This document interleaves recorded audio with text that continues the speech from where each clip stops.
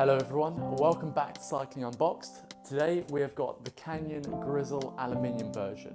This one is without the suspension, but as we unbox it I'm going to show you how to put it together, and after that we're going to go look into some of the deeper details and I'm going to tell you why this is probably my favourite budget gravel bike that we're about to see here. If you haven't had a Canyon before, this is how they all come. So seat post comes out separate, the wheels come out separate, and the handlebar comes off, and they're the only things that you need to put together. Secondly, you also get this Let's Get Started box. So generally in here it comes with a torque wrench, a start kit, and basically a bit of assembly paste as well for your seat tube and stuff like that. Personally, I just use my own stuff and my own torque wrench, but if you haven't got one, this comes in handy. For me, I tend to hook the bar over here because it's quite a sturdy box, and then from there I tend to also leave all of these on until I finish setting it up as well. As I've just mentioned with the seat post, it comes with assembly paste, but this one has come with assembly paste already in there, so you can just put that seat post straight in for this bike if you want to. If you're lucky enough to have a rear stand to hold your bike up, it makes this process a lot easier. After that, there's lots of tape on this bit, so generally you can just kind of tear it off, and from there you can now apply your handlebar. The stem just comes as a normal stem. You've just got to unscrew all 4 of these normal bolts here. Like I said, I bring my own Allen keys just because it's easier than using the Canyon ones, I think. And these bolts do come pre-threaded, so when you put them in, they're gonna stay in nice and strong. So it's just a standard 4-piece, each one goes in there, and each bolt does come with a washer as well, so make sure you don't lose the washer at the same time. From here, I tend to just get 1 or 2 of the bolts in, place the handlebar on, because you can't adjust it yet really. Make sure your cables are out the way, and then all you need to do is just get at least 1 of these bolts on and you should be good to go. And then you can get the other 4 bolts on loosely. For me, this bit is easiest to do straight away, and that's to try and level the handlebars, and it's best to do it with the front wheel on. One thing I love about all of the Canyon through axles, once it's tight, you don't need to worry about the position of it.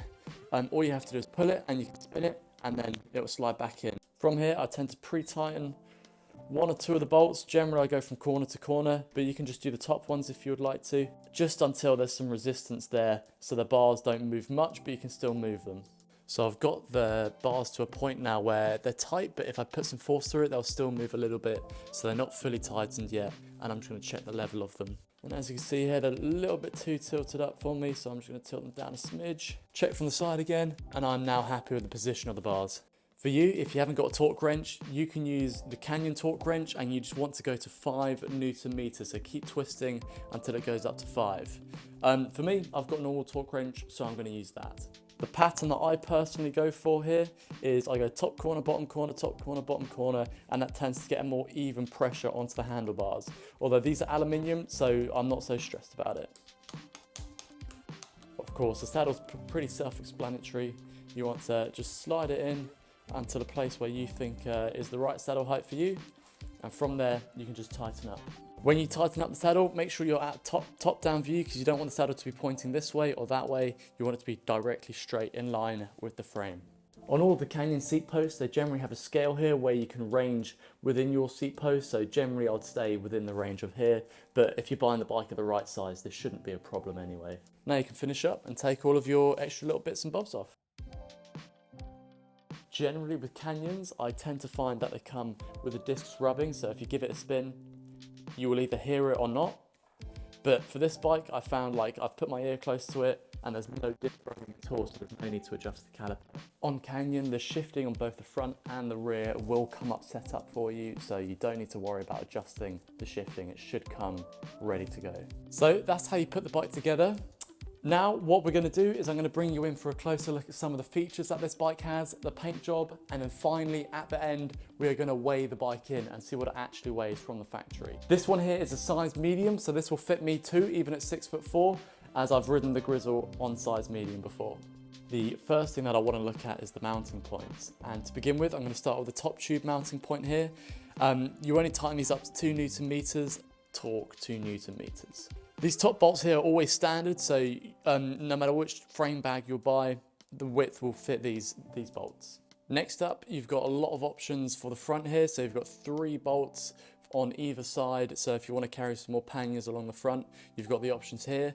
And another great thing is that if you want to fit mudguards, it's a tiny little screw and hole there, so you can fit your mudguards to this bike at the same time as well. Finally, you can finally fit some rear panniers on this as well. So you've got some more options here. They all come with these covered options, so you can just pull these off or leave them back on if you don't want dirt to get in there. And of course, the rear does have a mounting option for some mud guards as well.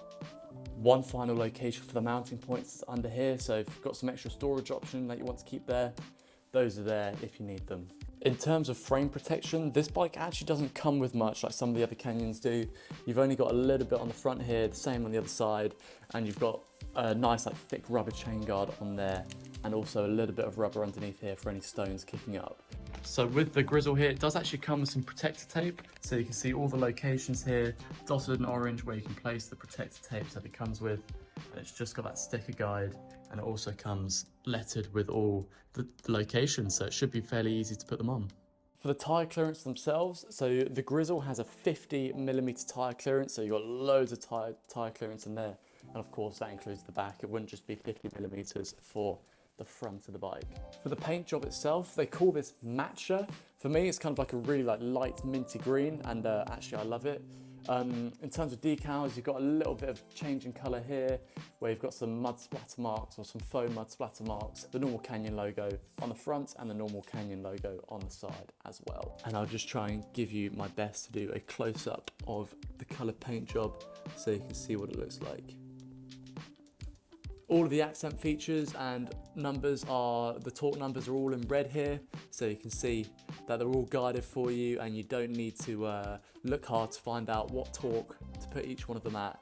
And I think the red actually complements the minty green really well. In terms of the group set that comes on this bike, it's a standard Shimano GRX. This one is 10-speed with the rotor crank on the front, which I actually think makes it look a bit different. And you've got your normal 10 speeds on the back there with your clutch assisted rear mech. For the front bottle holder, you also have 2 options here, so you can either put it high or put it low, and that's up to you, just depends where you like it the most. But on the rear, there's only the 2 bolts, so you only have the one place for the rear here. As standard, the bike comes fitted with Pirelli Cinturato tyres, and I think the brown actually complements the mint really well on this bike. On my scales, we've got 10.75 kilos on the frame size medium here. So it's not the lightest bike in the world, but that doesn't matter. For me, for the price, for £1,500 here in the UK, I think this is the best budget gravel bike that you can buy. And the first reason is, over the Grizl, for this bike, you get much more tyre clearance, you get much more mounting points, and that just makes it a much more versatile bike to do things that you want to do. So if you want to take a bike packing, you can. If you want to just do normal gravel, you can. Whereas the Grizl, you're a bit more limited in options and tyre clearance. I also think for an aluminium frame, you can barely see any of the welding points, like they're really sleek, really sharp. So they've done well to hide that it's an aluminium bike, or hide the welds and put them in nice places where you're not going to see them. With that beefier frame and more tyre clearance that you've got compared over the Grizl, it gives you a more robust, more sturdy frame. So there's a bit more aluminium in this bike, which means it should take a few more dings and dents if anything were to happen to the bike. Then if you do need more comfort, there is the option to put the suspension on this bike as well if you want to pay a bit extra for that. I believe it's quite a bit extra, like £500, but if you prefer the comfort, that could be for you. Well everyone, thank you so much for watching. This has been Cycling Unboxed. I have loads of Canyon unboxings, so feel free to click on the link over here if you want to see any other Canyons being unboxed. Other than that, thank you so much for watching. I look forward to seeing you in a future video.